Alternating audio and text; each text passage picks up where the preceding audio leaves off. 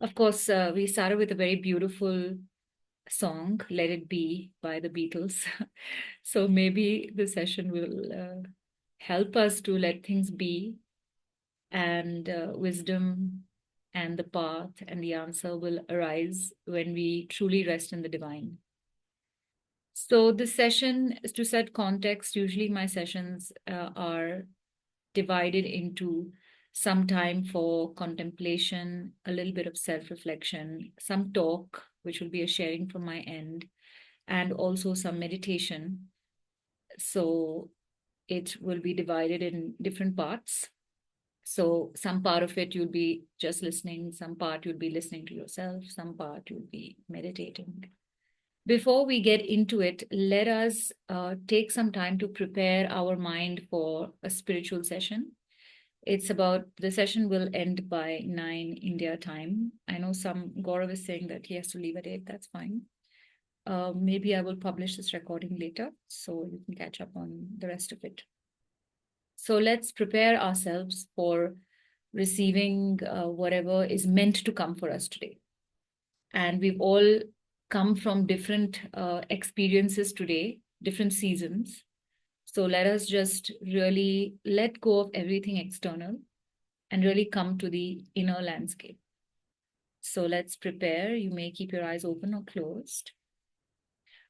Before you do that, I invite you to please switch off your emails, maybe give yourself the gift of being on airplane mode so that you're not interrupted during the session. We are on a flight of the dark night of the soul. So it's really essential that we just have this time in a cocoon. Ideally it would have been nice if we were on a mountaintop or in a monastery somewhere, but we are all online in our homes, in our spaces. So it will be really great if you can honor this need. There's something in you that wants to be inward and a little bit quiet and silent, introspective. So please honor that need. And maybe if you have people at home, just let them know that you're going to be busy till 9. All right. If you have any interruptions in between, then it's just going to disrupt the flow because you're going to go deep into your soul today. So let's sit quietly for a few moments. Stay with the sound of my voice as I will help you to land deeper into yourself.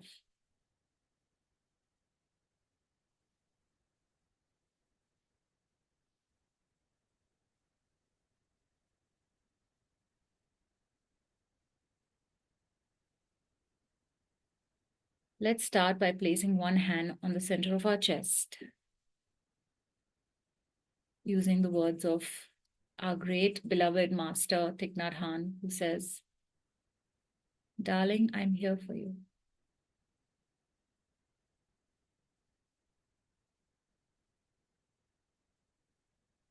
In your own sweet way, please say to yourself,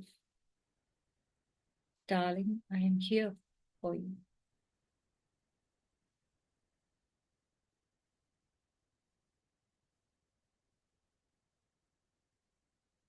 Rest in the loving touch of your hand on the spiritual heart space in the center of your chest.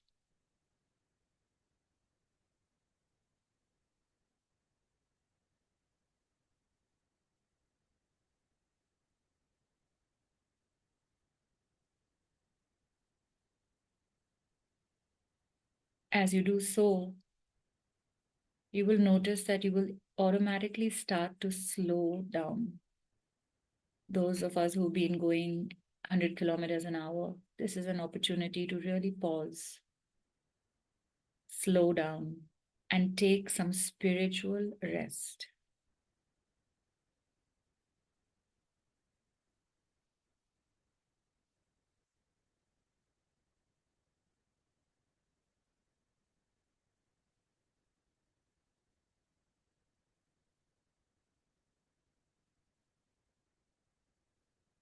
And you please say to yourself, in the words of course, another great master, Jack Bonfield, "My dear heart, Thank you for all that you do, all the ways you love and care. I am safe now in this moment. Please rest. My dear heart, I am safe now. Please take some rest.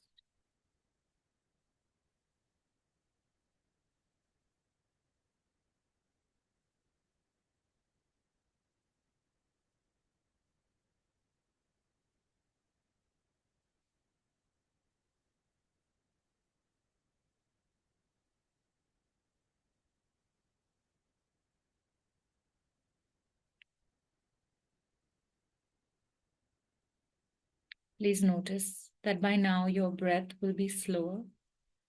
Your heart rate might have started normalizing in case it was a little bit dysregulated.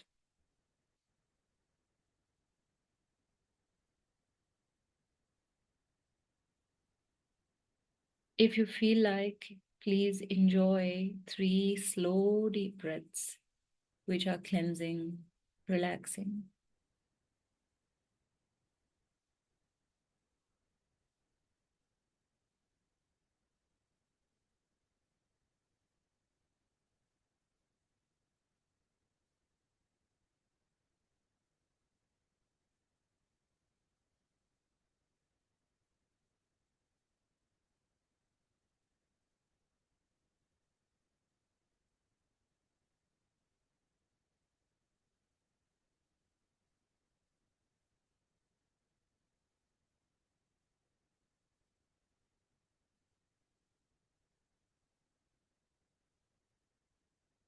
You may rest both hands down on your lap as we further deepen into a cleanse.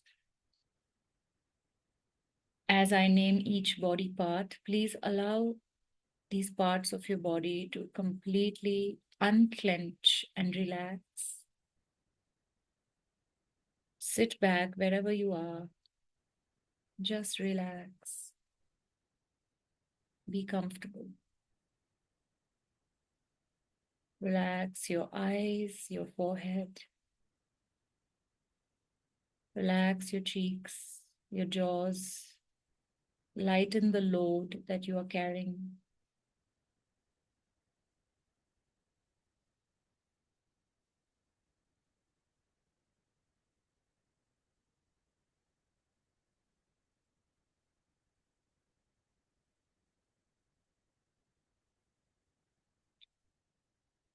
Relax the neck and the throat. Release your neck.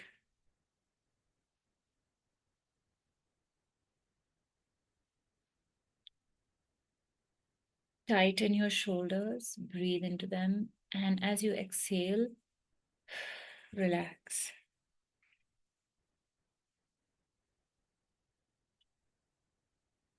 Breathe in once more into the shoulders, tighten them. Exhale, let go.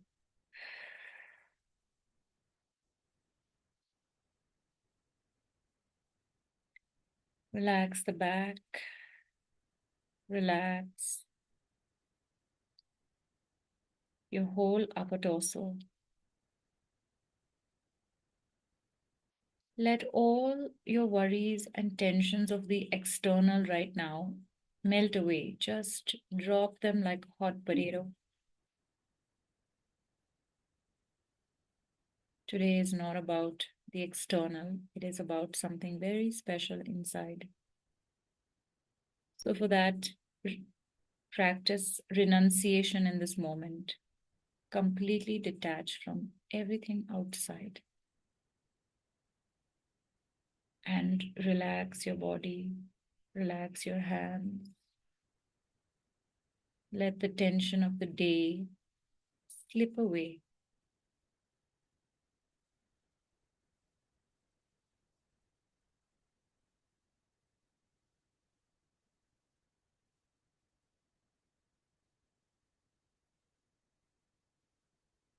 Please relax the hips, your lower torso, your legs, slowly from the thighs to the knees, the calves,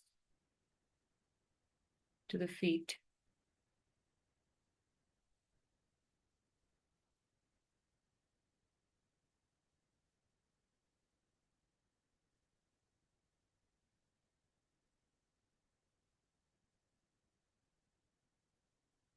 Wherever you're sitting, feel a connection to the earth through your feet or through the chair.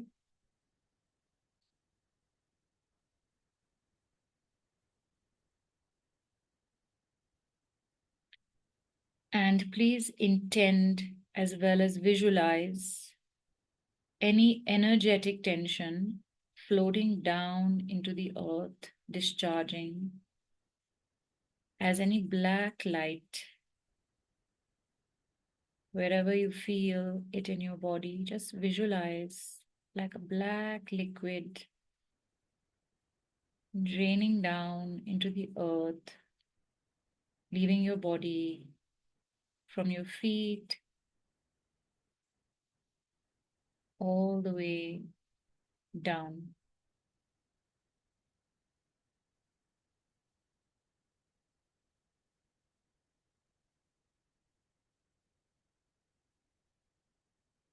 Internally, you say to yourself, I am letting go of all the energies that are toxic and negative, not serving me anymore. I am releasing it. You'll start to feel lighter at once.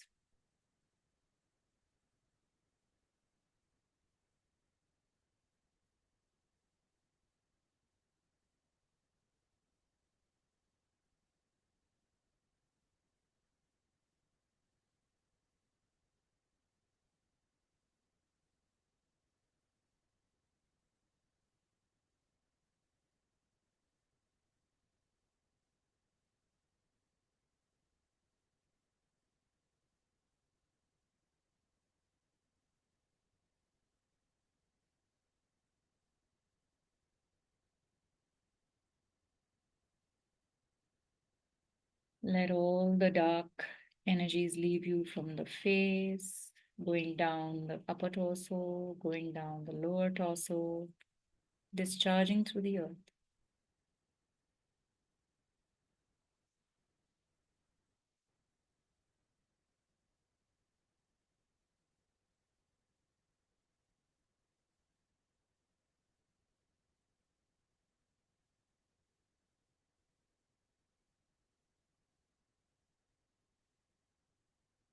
Please employ 3 deep breaths. With every exhale, breathe out through the mouth as if you are releasing further energetic tension. Breathing in, fresh prana, fresh light.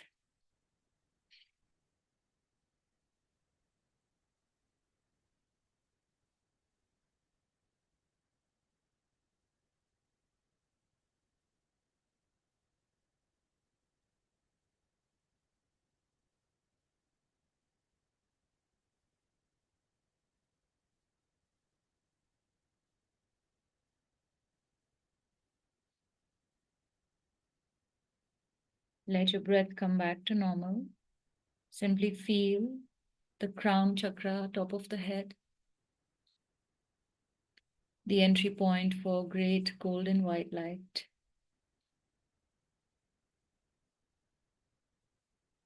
As you rest your attention on the top of the head, you may visualize a beautiful golden light coming in, and many of you are already so sensitive, you can feel this beautiful light coming through from the crown.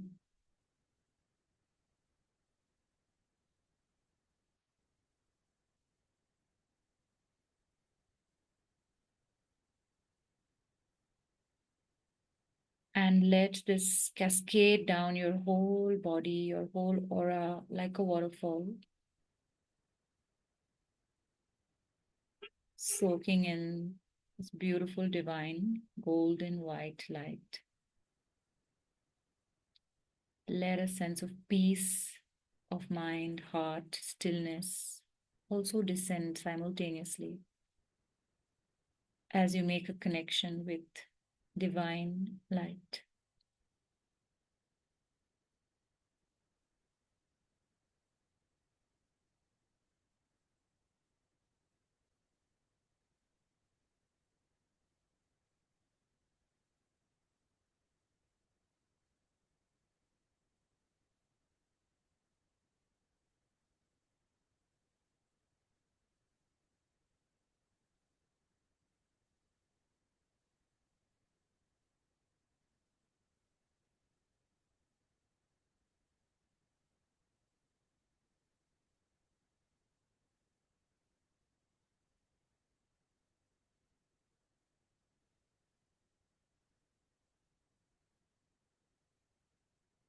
And now we are more prepared.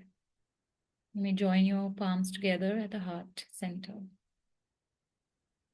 In your own loving, sincere way, you may ask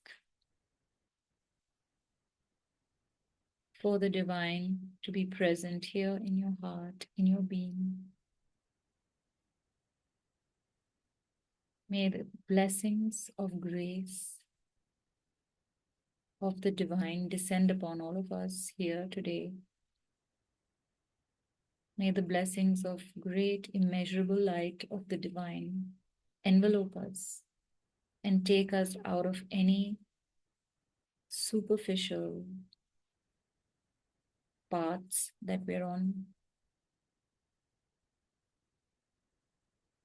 Divine Mother, Divine Father, we ask for your love, your wisdom, your guidance.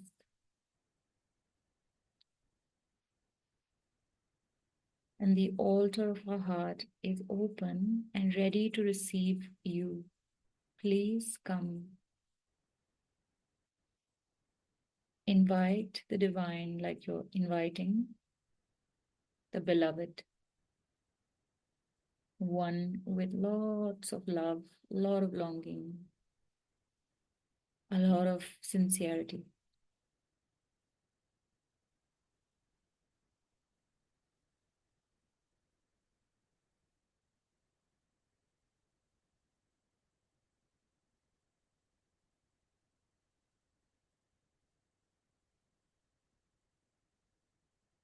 We ask for the blessings of all the holy saints, the holy angels, all the enlightened beings who've gone before us, the blessings of our ancestors, our divine guides and masters, to be with us today. Thank you, thank you, thank you. You may set your own personal intention.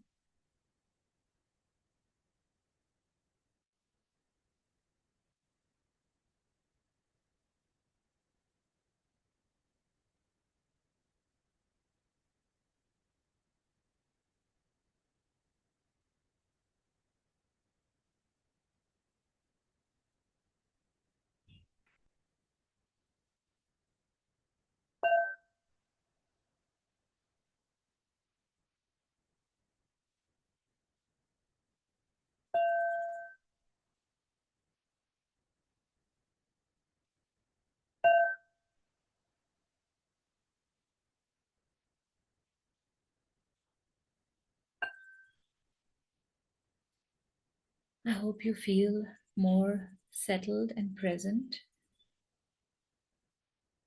And your heart, if you have called out very sincerely, your heart is open and ready to receive. So, the dark night of the soul is a term that comes maybe from the 1500s. I think in Spanish, it's called La Noche de Obscura, La Noche Obscura del Alma, the dark night of the soul. And this was a term that perhaps came from one of the Spanish mystics. His name was Saint John of the Cross. There's a book, it's a little bit of a, oops, sorry. Saint John of the Cross. It's an old book from the 1500s. And he was a very famous Spanish mystic. He wrote three great works of poems. One is The Dark Night of the Soul, and the other one is called, I think, The Spiritual Canticle, which is about the union of the soul with Jesus Christ. So it's the union of the soul with the divine. He was great friends with Saint Teresa de Avila, somebody who I talk about a lot and love a lot. And she mentored him through his journey. The both of them were probably one of the greatest Christian mystics and so courageous because during their times they tried to reform the religious orders and practices of the religious clergy, and they met with a lot of difficulty. Anybody who is trying to do something different and unconventional, of course, faces a lot of persecution from the convention. And they face a lot of persecution. In fact, it wasn't only just shaming in public. St. John of the Cross went through public lashings. He was in a prison, in a very small prison cell, where they even denied him of having an oil lamp at night sometimes.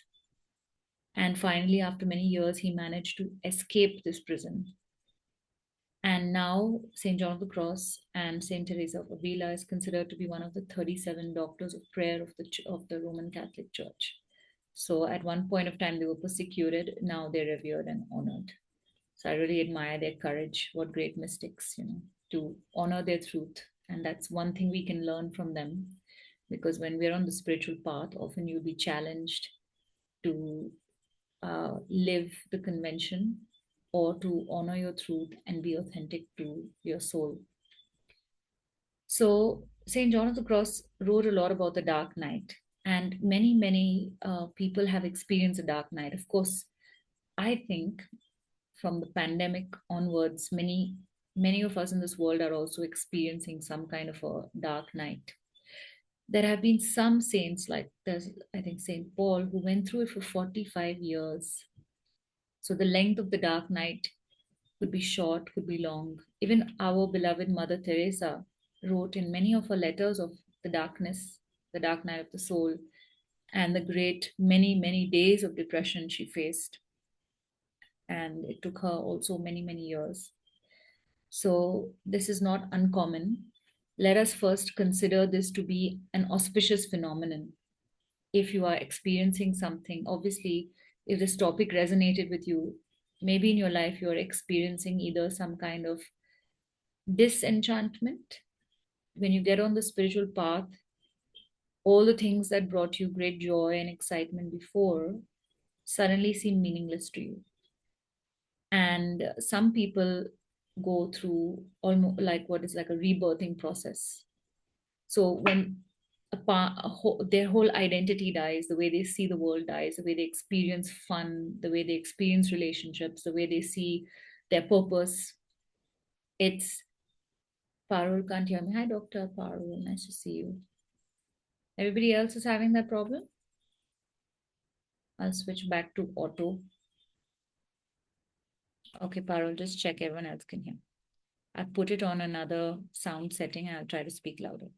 So, where was I? I was saying that it's disenchantment. So, the way you see life, the way you see the world, the way you relate to people, suddenly when you're going through a big awakening process or a shift, then all of that dies. And you're in some kind of bardo sometimes, transition space in between, before something is born. You can't force it. You can't force your rebirth. You can't force yourself to become something new, to find new ways of relating. It takes its time. So either some of you might be going through that kind of disenchantment. Not everybody. Everybody experiences the dark night in different degrees, different stages. Some of you might be experiencing what I call as wintering. Wintering, the winter, the great winter, where everything just seems so cold and you feel depressed, you feel lonely, you feel grief-stricken.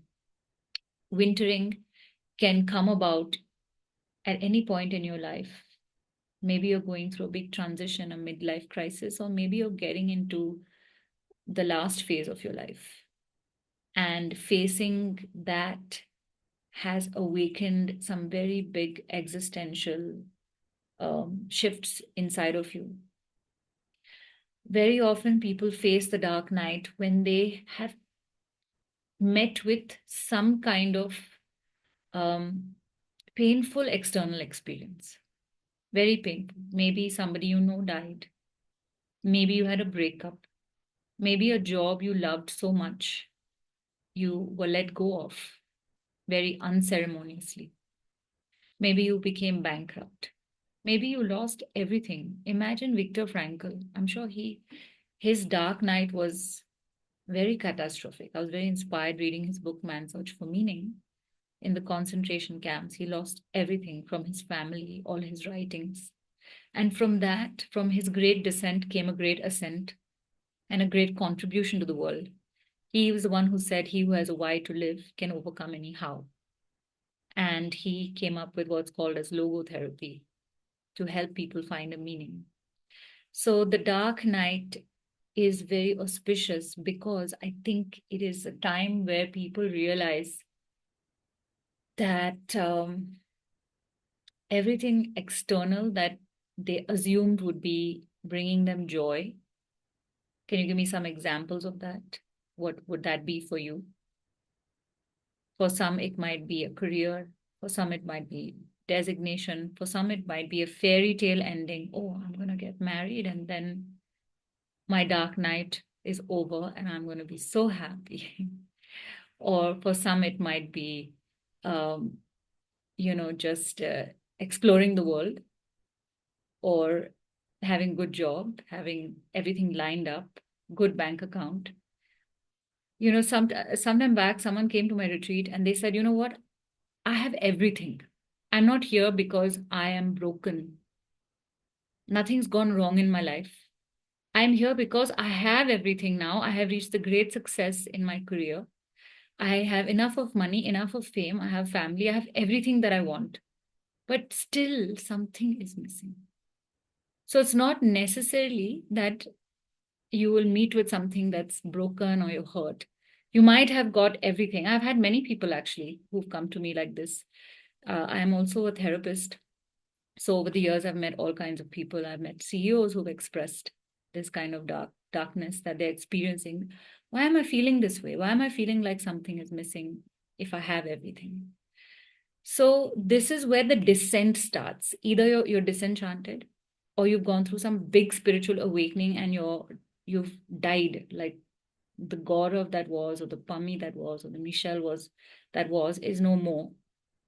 And there's a different, deeper being that's emerging slowly. Or you're doing a lot of spiritual practice.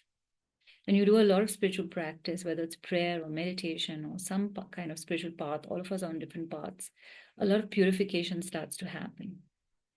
And that purification is kind of dissolving all the external layers that are blocking you from the light. Now, in the dark night, it's like darkness. It's your separation from something, separation from the light. Most of us, from the time even when we're in our mother's womb, there's a darkness that we go through. Then we go through a separation when we're born and the umbilical cord is cut. And then we cry. So throughout our life, I think we all feel, maybe you can relate to this, or maybe you've not encountered this yet, what I call, and many mystics call, as the holy longing. Please don't ever shame your longing. Something in you that's longing for something else outside. And you experience a deep pain or a deep grief from that longing. And that's the darkness that you will experience. Very confusing because people don't understand it. They'll label you as depressed, or they'll say clinically something is wrong. You go through despair, and it's a very difficult period. But actually, it's a very holy and auspicious period. Why? Because what is it that you're actually longing for is your journey towards wholeness. There is something in us that feels incomplete. And initially, we think in life we will find that completion when we meet with certain things like family, job, this, that, and the other. I'm not saying that those things will not bring us joy or sense of completion. Many of those are conduits. In fact, romantic relationships are some of the greatest conduits to the union of wholeness. Relationships with your friends, with your family, with your beloved, with your lovers, with your partners. They are the ones who are going to show you where you are not whole and complete. Because that is where you will experience that pain of longing for completion or wholeness, or what we call as union in mysticism. It's the wholeness of you that is missing, and you're longing for that. You're longing for yourself to be complete. And the pain comes when you are trying to find that completion with false illusions, mirages. The union only will feel complete when you're fully united with the divine. So, of course, I'm talking today in Christian mystical terms or mystic terms, where they say that it's like, I think it was St. John of the Cross only, and even Avila who spoke, it's like the bride looking for the bridegroom. And the bridegroom is not a human being, it is the divine, it is God. It is the divine in you. So the darkness is coming because the union we are trying to seek is with a lot of false mirages, and it is not with the divine. Because that pure light and the immeasurable light or the true self will come only when we are in full union with the divine. When it's your soul, they say, that feels that incompletion, and the soul that is longing to be one with the divine. And of course, you may have many instruments that you meet along the way, or one important instrument that becomes a conduit in your journey to be fully one with the divine. If the word divine doesn't resonate, you could say one with life, one with the universe. I think it's a state beyond it. I think in Sanskrit or in Indian tradition, it's Parabrahman. So it's transcending ordinary consciousness and coming into union means that you have transformed your consciousness completely. So, of course, this back and forth will happen. Once you realize what your longing is, what you're really seeking for, is the truth and wisdom or the love and the light of the divine, which is in you. It is in yourself. And once you start discovering that, then you start letting go of all the false illusions or false mirages. But you might, in some part of your dark night, you might go back and forth a lot between finding the divine and then again getting lost in the world, in the material and external world, and then again getting disappointed. So you might have to be disappointed many times before you are thrown in to find that true light, that true love, that true wisdom. It's love, right? That what are we longing for most? It's love. To find that love within you, to find the love of God within you, to find the love of the divine within you, and to experience that union.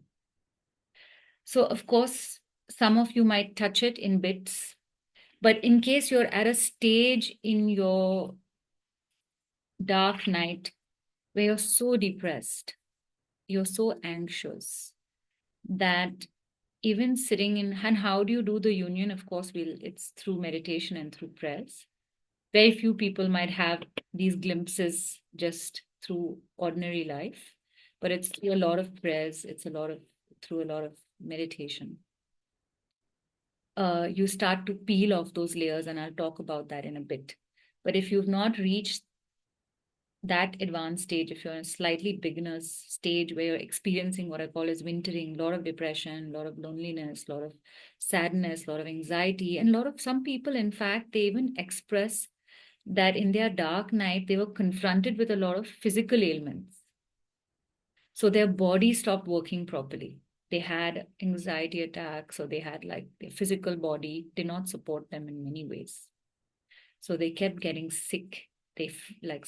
I read somewhere with one lady, she said she had a lot of fainting spells, and she was really exhausted all the time.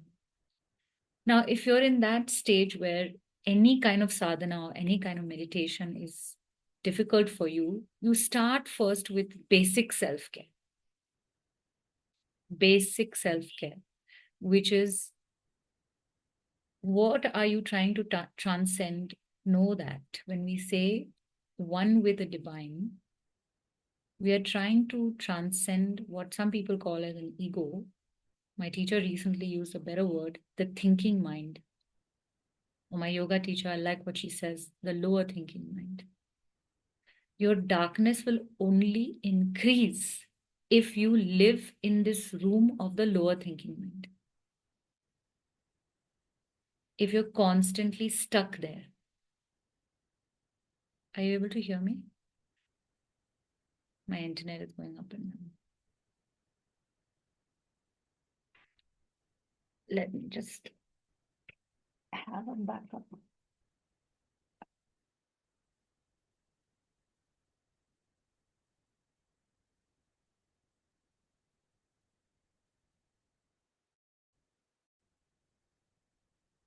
Apologies, my internet just dropped. I hope you can hear me now. Just putting on my backup dongle. So I was saying, if you're in such a dark place, you have to examine what's making it darker and what's making you suffer more. My hint to you is usually we suffer more because we're stuck. As a therapist, I would say that, and also as a meditation guide, that it's when we're stuck in this lower thinking mind. So very often when I'm in session with someone and if I know they're in their lower thinking mind, we can go on for a whole hour.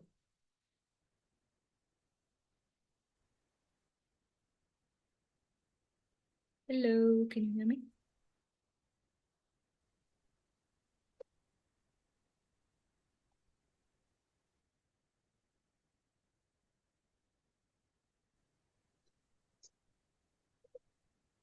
I think we should be back on now. Now I've shifted my connection. It's okay.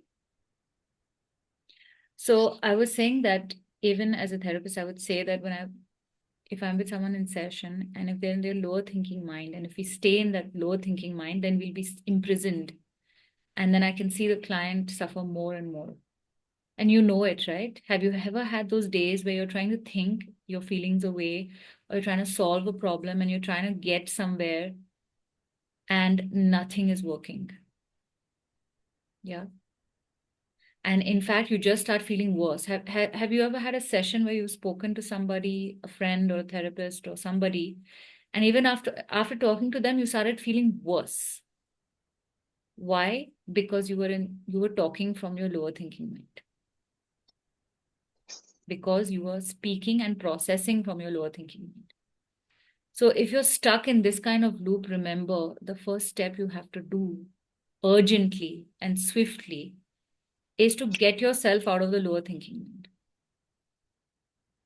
How do you do that? You have to come back to present state in some way. Many different ways. One of the most simplest basic ways is to start taking care of your household chores. Chop vegetables, cook, do the dishes, clean the bathroom, declutter your cupboard. Trust me, a lot of people I've worked with who are depressed start here. And this really brings them out of the dark space. It might take a few days, but at least this is the beginning. Another way, of course, is to get out and be in nature. Be in nature. When you're in nature, effortlessly, nature is in a state of being, which will suck you out of your lower thinking mind. Watch a sunset. Now there's a comet happening. Wake up and see the comet. I think right now, I'm not sure, but I think maybe it's still, you're able to view it an hour and a half before sunrise. After October 12th, you'll see it maybe at sunset, after sunset. So watch some natural phenomenon. Go bird watching, go for a nature walk, sit in a park. That will get you out of the lower thinking mind. If you live in the lower thinking mind, your dark night gets worse. So if you're in that kind of a dark space, then start small by simply doing some household chores, sitting in nature, going out for a walk. Soak your mind in holy things. Stop watching and listening to things that are not going to bring you up. Usually when you're in a dark space, you'll be drawn to other dark things. Read some spiritual texts, some spiritual books, listen to some good talks. These things will really help. Once you get beyond this phase where you're just out of your lower thinking mind, then of course the best way to end the dark night is to take refuge and to find your faith again in the divine. Because usually in the dark night, the Christian mystics say the dark night happens because we have lost our way to God, or we have lost our way to the divine. And the divine can be called as many different words. For you, it might be universe. For some, it might be God. For some, it might be divine master. For some, it might be guru. So you have lost your way to the divine, and that is why the dark night is happening. And you have become faithless, maybe. And that's why you feel hopeless and you don't find meaning anymore. So the end to that is to find faith and to surrender totally. Faith and surrender. And to trust that whatever is happening to you is for your highest good. And surrender to the divine plan, surrender to God. And have faith that something really beautiful is going to come out of this. When you discover unshakable faith and unshakable surrender, then you will not miss a single day of your sadhana practice. Then you will become very dedicated to the path. Like Eknath Iswaran says, you do not plan your meditation and prayers around your daily schedule. You plan your daily schedule around your meditation and prayers time. And all the great sages have said twice a day practice, morning and night. You tell me, once you do your meditation, many of you are meditating with me for quite some time. The days you do your meditation practice, how does your day go? That is, if you're not meditating from the lower mind. Please type it in the chat. If you're meditating from your lower thinking mind, then you're in trouble. But otherwise, you have a different kind of day. Because you have touched the divine in your practice. And the first, it's only like you're just touching. You've not made love yet. You're just touching. And really, the mystics, we see it like this. It's a great love affair with the divine. And that's why with great love, there's great pain and there's great despair. So when you are meditating, what is happening? You are coming closer and closer to the light, to the divine, to God, whatever you want to call it. You're coming closer to that union. And sometimes if your meditation is deep, then that state lasts longer. For some, it may last for a full day. Some, it may last for half a day, and then it's gone. Then you're back to darkness. You've lost the light. So the practice is very important. And to practice with this awareness that what you're working towards is the union. It's the lover and the beloved coming together. How beautiful, isn't it? The lover and the beloved coming together. And you're in eternal union. You're having a cosmic romance. You're having a divine romance. And really, it's very magical. It's a very magical journey. You will start feeling like the divine is romancing you. Stuff will start happening, which is once you start experiencing the union, that kind of union, nothing can woo you as more beautifully than the way the divine can woo us. So you really start having this kind of eternal romance, cosmic romance. You start experiencing a great love that you're not fettered by anything. The same things that used to bother you before, the same people, the same stuff people would say will stop bothering you so much. You'll notice that you'll stop feeling reactive. You'll not be bothered because you're very much in a different state of consciousness. So the meditation and prayer practice is very important. Twice a day, morning and night. Don't ever start your day without your practice. 5 minutes for beginners. Those who have been practicing a little bit more, then you start half an hour. Those who are very much deep in the path and you have finally taken that leap of faith and you've said that, you know what? there are different categories of spiritual practitioners, right? The first are just looking for some kind of peace and happiness. So then you just have to practice moral precepts, keep yourself happy, keep others happy. Then you come to another stage where you're just not only looking for happiness, you're looking for a deeper peace of mind. So then you start doing things, you start doing some kind of meditation practice, some kind of chanting to ease your mind. Then there are some very advanced spiritual practitioners who say that my goal is full enlightenment. I just want moksha. Though if you're in that category, then you practice at least a minimum of 1 hour in the morning and maybe longer at night. Another hour or half an hour, as much as time as you can get. You never start or end your day without the communion with the divine light. Now, initially in your meditation practice, listen carefully, and then we'll get into practice. It's like, there is, I wish I had a candle here.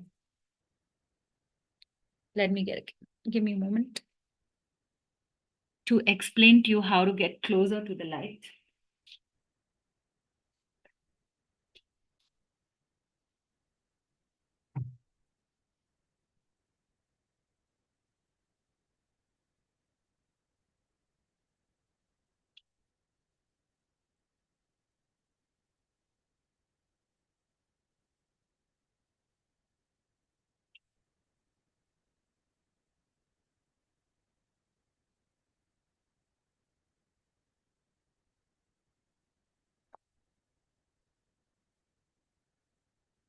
So really, we all use the word light because it is really light. Some people are gifted with clear perception. So you have this kind of light in you. Okay, let's say it's here, the heart center. Better not burn myself. I want to illuminate myself, not burn myself with the light. So let's say this is at your heart center. Some of you who have just started practicing, your light is very dim. Okay, you don't have much light because you're too covered.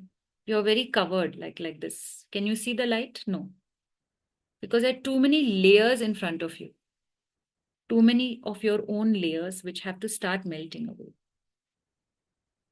We call it samskaras, or you could say patterns. So when you start your spiritual practice, these layers that are blocking this light start melting slowly. And now I'm just showing you one layer, but you might have like 100 layers in front of this light. So the light is very dim. The more practice you do, the layers are melting, whatever, like suppose there are two layers and this one layer has melted. And then this other layer has gone. So then you get closer and closer to being united with the divine. This is the divine. Divine is not a person. You could say it's like an energy, divine energy, cosmic energy. You could say it's light. You could say it's unconditional love, unconditional compassion. It's not conceptual. Right now, I'm giving you a concept, but you will not understand it till you experience it. So once you're on the journey, you will not care about concepts after some time. You'll drop all the books, you'll drop all the knowledge because you'll only be interested in experiencing this light. So the last thing I want to say is we go through this purification process before we can be fully illuminated. So when you're doing some meditation practice, you'll have light, then your light will get stronger. It'll become like a havan, it'll become flame, it'll become beautiful bonfire, it'll become what else? An illuminated space. So your light goes from here to become bigger, and becomes really huge. And while that's happening, it's burning all the layers that are blocking you from the union. All those layers that have formed across many lifetimes. So in the dark night of the soul, you'll be challenged with your own shit. In therapeutic terms, I'm using modern day language. I'm not using any of the usual concepts. You would say your triggers. What are your triggers? These are patterns that you're stuck in. How many of you have tried to get out of some triggers and your patterns, but you're just like, oh my God, no matter how much I'm doing, I'm still stuck in the same reactive pattern. I'm still feeling the same way. I'm stuck in the same cycle. Has it ever happened to you? It's happened to me. It's happened to all of us. There's a cycle. And for each of us, it'll be a different loop we're stuck in. That is called a samskara. With a lot of meditation practice and prayer and grace, of course, from the divine and the guru, then that burns away. It's a slow process. Tapas, yes, absolutely. Beautiful. Thank you, Latika. So it's like you're doing the tapas. You're doing everything's burning, burning, burning, burning, cleansing, cleansing. And that's when you'll find yourself less reactive. And it'll keep coming down. So if you had like 100 samskaras, then it comes down to 10, 5, 2, 3, whatever it is. But the important thing is to practice with this awareness and not to improve yourself. Because like in some traditions, we say you're already perfect. You are a spark of the divine. It's a quite mystery, you know. If we're already perfect and we have this spark, but we get lost. We get lost in this world, and that's when the darkness comes. So in the final stages, it's like in your dark night, a lot of the cleansing, or what people say, like your layers of your own personality or your own self start to go away. And for that, meditate. If you have the opportunity to do retreats, do retreats. Retreats can take you much deeper. You have more solitude. You can be into a hermit mode. Of course, solo retreats can only be done if you have permission from your meditation teacher. But it's better to do retreats in groups with people and do have a steady meditation practice morning and night. See your life change. Everything will change. You'll get closer and closer. Your soul, and I think what's very important is to realize that all this, where is the suffering coming from? It's coming from the false notion that you'll be satisfied and content with when you get certain things. And maybe you might not agree with me, but when you experience that pain of not, or either the pain of not getting it, or finally you get what you want and then you realize, I'm still not having that kind of contentment, then you know that the goal is to be in union with the light. So that is it. That is what the dark night of the soul is, when the lover and the beloved come together and you are one with this light and you become the light, what you can call as oneness consciousness. So first, let's have a contemplation. So please have your journal or just sit quietly. Everything that I've shared so far, take a moment to reflect on what really resonates with you. Where are you stuck in your darkness? If you are experiencing the dark night, first of all, do you feel like you have experienced this dark night of the soul? Examine that. What have been your holy longings?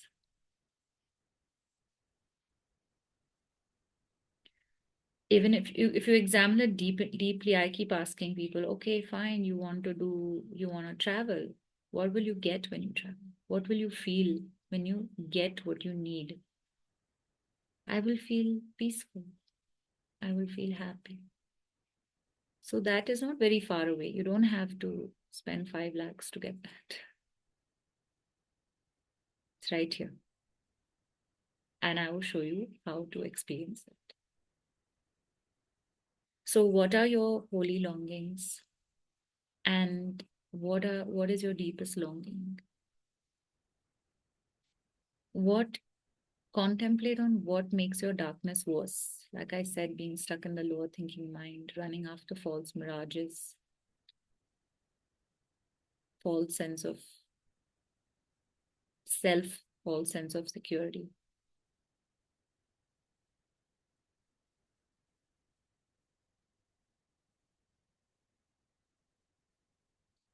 Where are you not in alignment with your ultimate spiritual goal?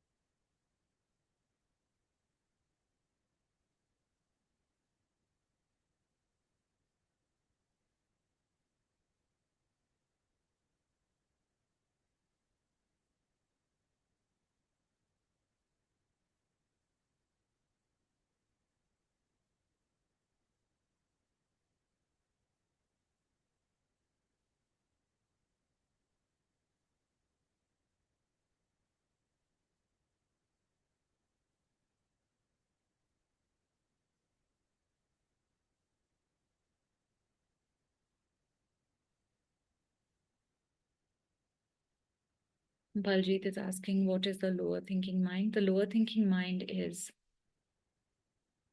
what is called as autopilot mode. There's this voice that's constantly in our head quite often, or constantly. It's an incessant stream of thinking. Let's take an example. If you're exercising and you're holding a plank pose. Many of you have done plank pose. Then your mind starts to say, I can't do it. When is my when is timer going to say 10 seconds more, whatever it is?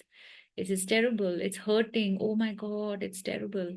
If you don't do plank, then if you're out on a hot summer's day, and then you start mentally saying, oh, it's so hot, it's terrible, I'm sweating so much. And you start to suffer either ways. In a plank, you'll not be able to hold your plank. You'll want to give up. Or on a hot summer's day, you'll start to feel worse. That is when you are identifying with the lower thinking mind. In the plank pose, if you just keep your attention on the breath, then you are identifying with the higher thinking mind, which is just present without any chatter.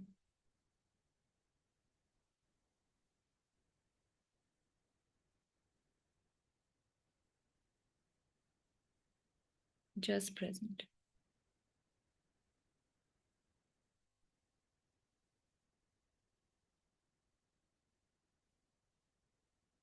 Okay. Take another 2 minutes for any reflections.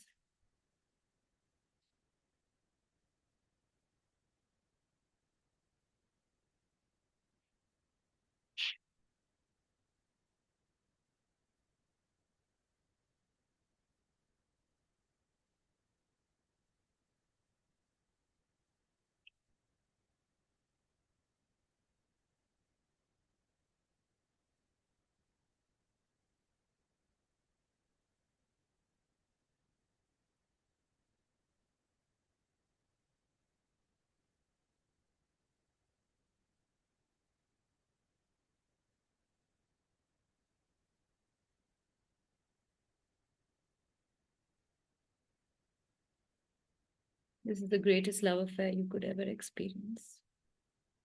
And for some of us, it may happen very much soon in this life. For some of us, it's a beginning. And eventually we come there.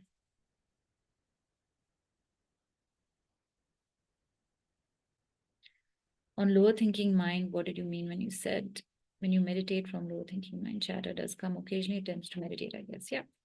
If we're meditating from the lower thinking mind, we're doing it to improve ourselves. We're doing it for some kind of betterment. And because we are approaching meditation from an achievement and an improvement mindset, then you will feel more frustrated with yourself because you will not feel any progress. And how do you know you're meditating with your lower thinking mind? You will be suffering. When you're suffering in life in general, it means you're not in your true self or you're not connected to God. I love mystical terms, so I'll say you're not connected to God. My Buddhist teacher will say you're not connected to the true self. So then you are, any time in life you're suffering, it means you're in a hot boil of boiling water. You're in the lower thinking mind. So you need to do everything to get out of it. Don't try to solve the problem from there. Don't meditate. Even if you're meditating and you're not feeling connected to the light, to this light, if your light has not got brighter, then dal mein kuch kala hai, kuch gadbad ho raha hai. Like you are trying to fix or improve or something you're doing, then it means you need a correction. Then you talk to the teacher and get your correction. Okay. So let us now meditate on this light. So I'll explain to you how it's done. There are many meditation practices to the light, okay? Hundreds of them. Today I'm just going to do the Christian mystical way, which I love. I do this sometimes. So the assumption or the truth is that there's this beautiful luminosity inside you, which you have lost your way to. And when you're doing meditation practice, you get connected like Wi-Fi network, right? Like right now, I lost Wi-Fi network, so I brought my dongle and I got another Wi-Fi network. So when you're suffering, then you are not using meditation as a coping tool. This is a big mistake these days. You're not using it as a coping therapy tool. It's not. You are doing something greater. You are connecting to the divine. You're connecting to light, to prana. So when you're practicing, you'll first relax yourself, you'll ease yourself, prepare your mind to prepare yourself to receive God, you could say, to receive the divine light. And then you come into your heart center. For this, today I'm doing recollection prayer, which is inspired from the Christian mystic, since I'm talking about the Christian mystic concept of the dark night of the soul, where you will experience God in you. God is not outside you. Yeah. A lot of people pray to God, but actually we're trying to commune with God. Yeah, we're trying for to have the greatest love affair of the union of the lover and the beloved, which is your soul and the divine in you. Come, let's practice. So,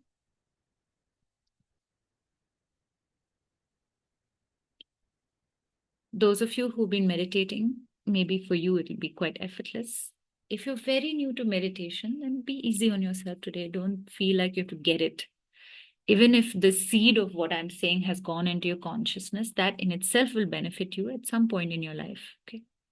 It's like a seed that is planted and it will germinate when it needs to. So sit comfortably.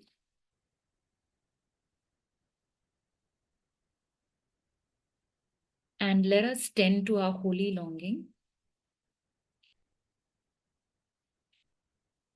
where the longing ceases because it brings us to the light within.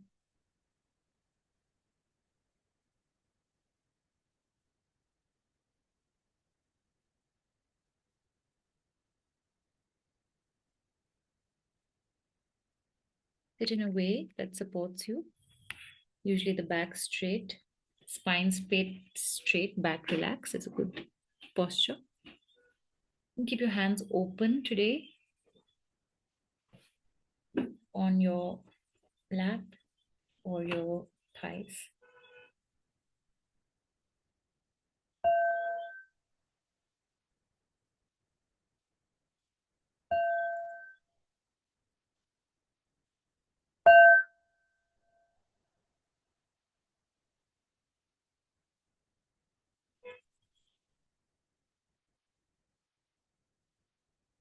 Now it's time to just forget everything I've said, because we're going to go beyond concept, beyond knowing intellectually, but we're going to go into true experience. Please take 3 slow deep breaths. Inhale deeply, exhale slowly, fully empty your lungs as you exhale.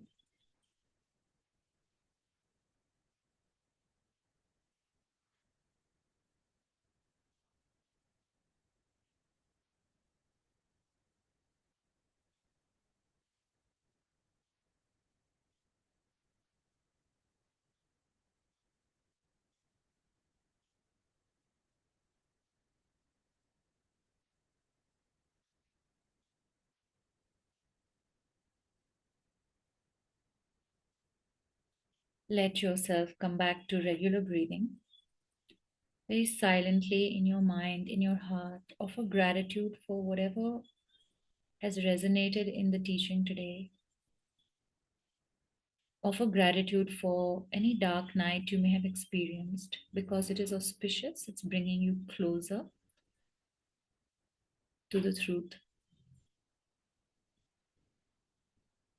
It's bringing you closer to your beloved.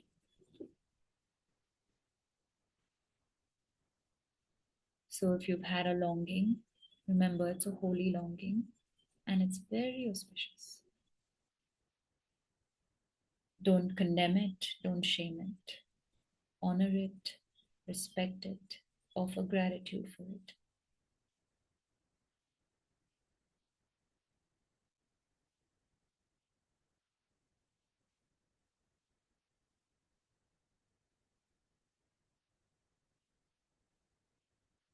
Once again, relax your whole body.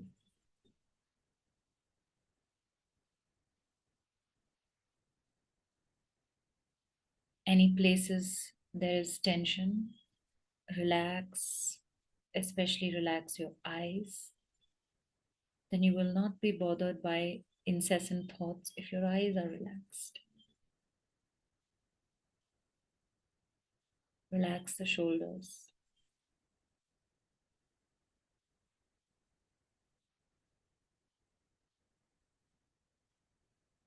Relax the back. Relax the belly.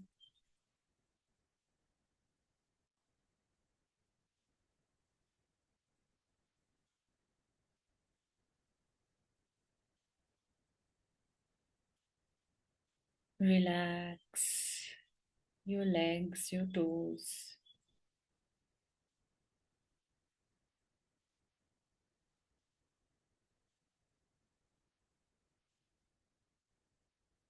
Please relax the eyes once again, your forehead.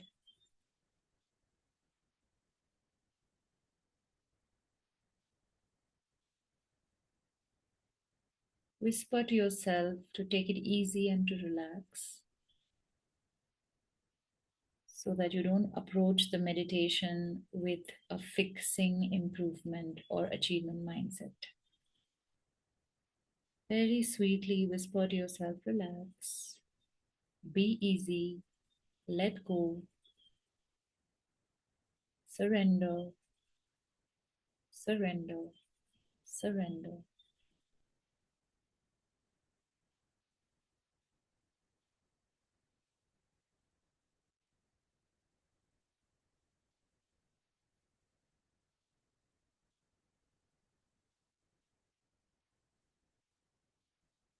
Surrender all your external affairs to the divine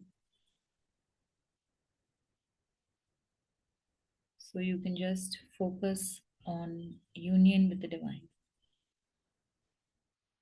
Let it be your primary focus to become one with the light, one with peace, one with love. Surrender all your worries to the higher power.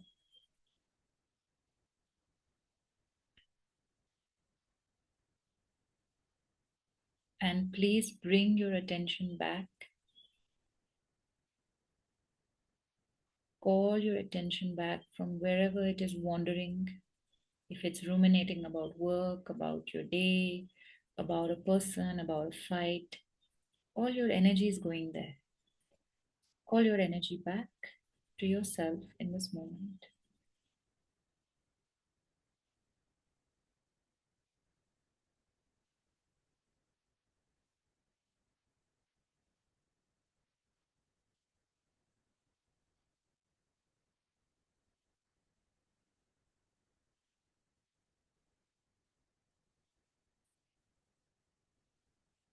Please now just allow yourself to rest in a sense of peacefulness in the heart. It'll be very easy to feel it because we're in a group.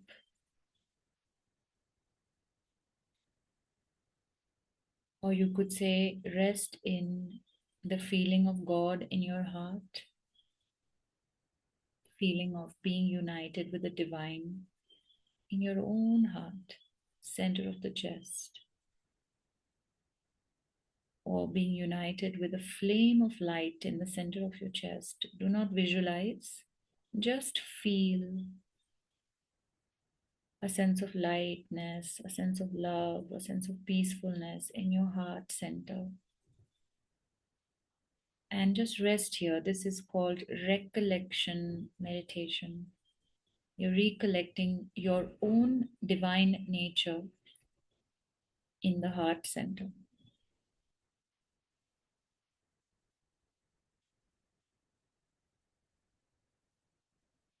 Allow yourself to just feel, not think, not fantasize. Don't imagine. Just feel.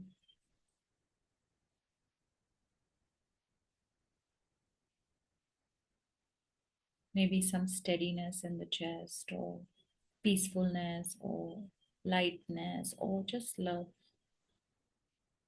or just all the blessings of the divine in your heart.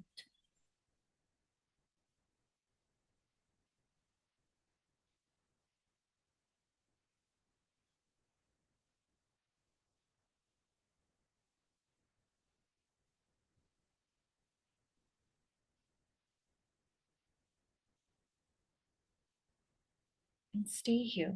Stay with this feeling.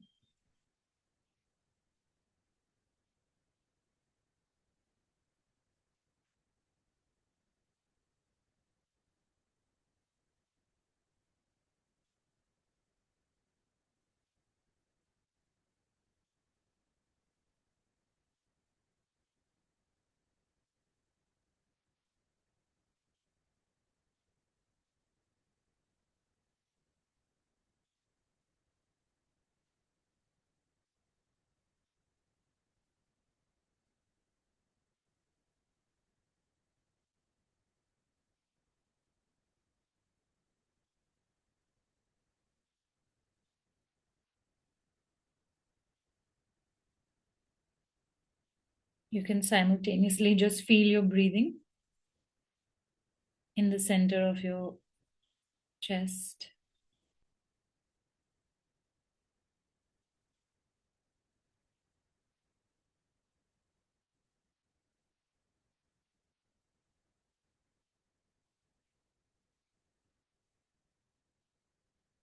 Those of you who have too many thoughts and worries, take it easy and just feel your breath, listen to sounds.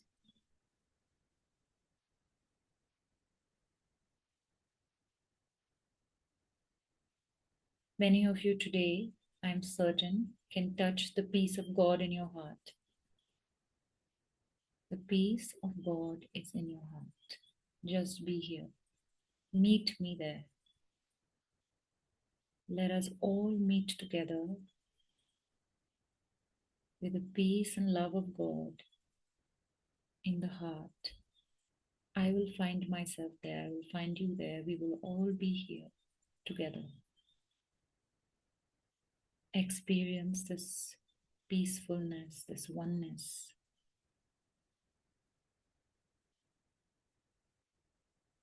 Just feel.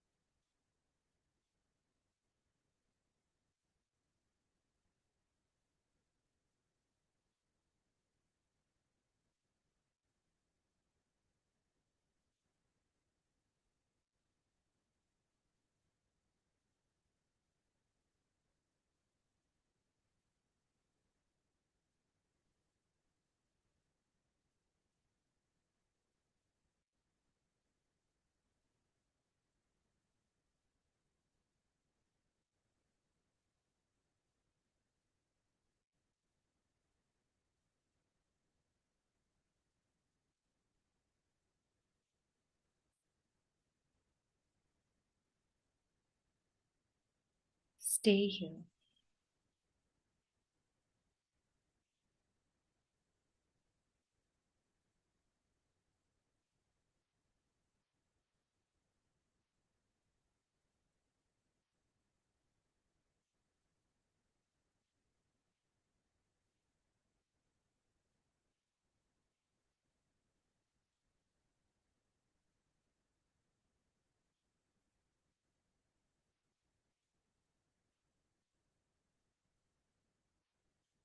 You will never lose your way. The dark night will be short and not long. You will discover eternal happiness, eternal peace, eternal light, fearlessness, compassion, ease, humor. Just feel the love of God in the center of your chest.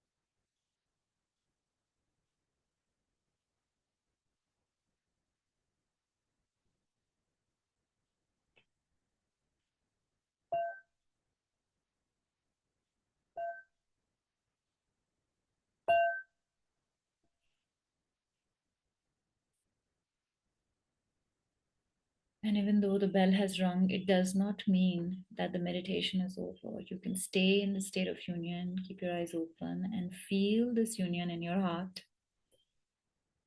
And you can be here. You don't have to only be here in meditation. It is who you are, it is your state of being, and you can take this into your day or your night.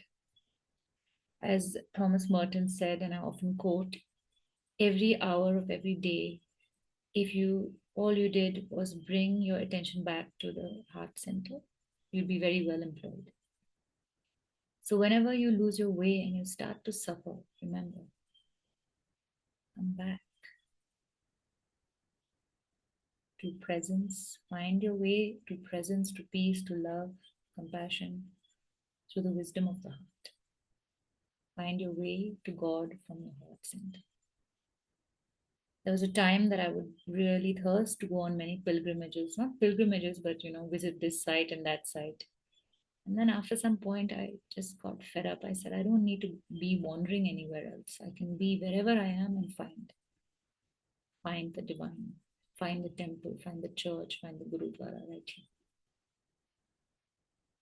So every hour of every day, come back, even if it's 30 seconds. Morning and night, if you are on the third goal post, then you need twice a day practice. If you're still in the first step, just looking for happiness, then 5 minutes here and there. If you're looking for deep peace, then maybe 20 minutes. If you're looking for full enlightenment, full union, more practice. I will take just 3 questions, so please type it in the chat. The first 3 questions I will answer quickly and then we'll wrap up in 4 minutes. I will share a recording of the session in case some of you would like to hear it again or share it with somebody else.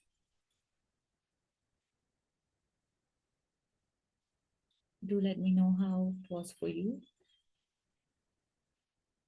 in the chat.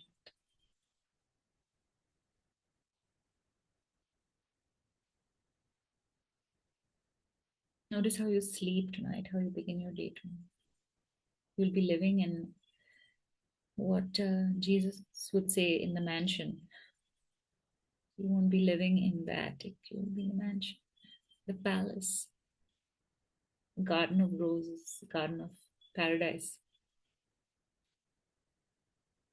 Okay, while the questions come, place our hands in prayer position, offering deep gratitude to all the holy ones, the saints, the sages, the divine masters, divine mother, divine father, holy angels who have guided us to receive this information on the eternal union,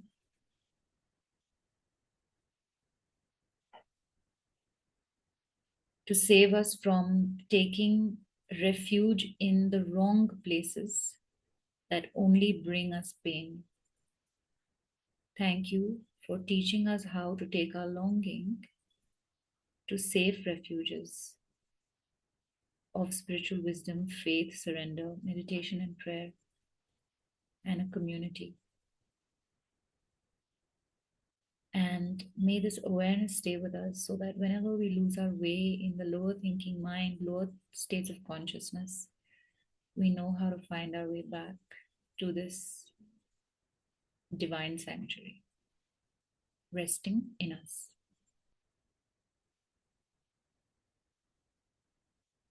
Notice how you feel at the end of this practice, at the end of this session. That will be a testament if you've been able to touch the light in you. If you feel a little stillness, little quiet, little peaceful, little shanti. And of course, may this light that we discover spread further.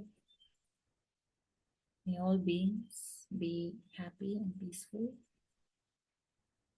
and receive the blessings and the freedom. I think this light gives us really, the word is liberation of freedom. So may all of us be free.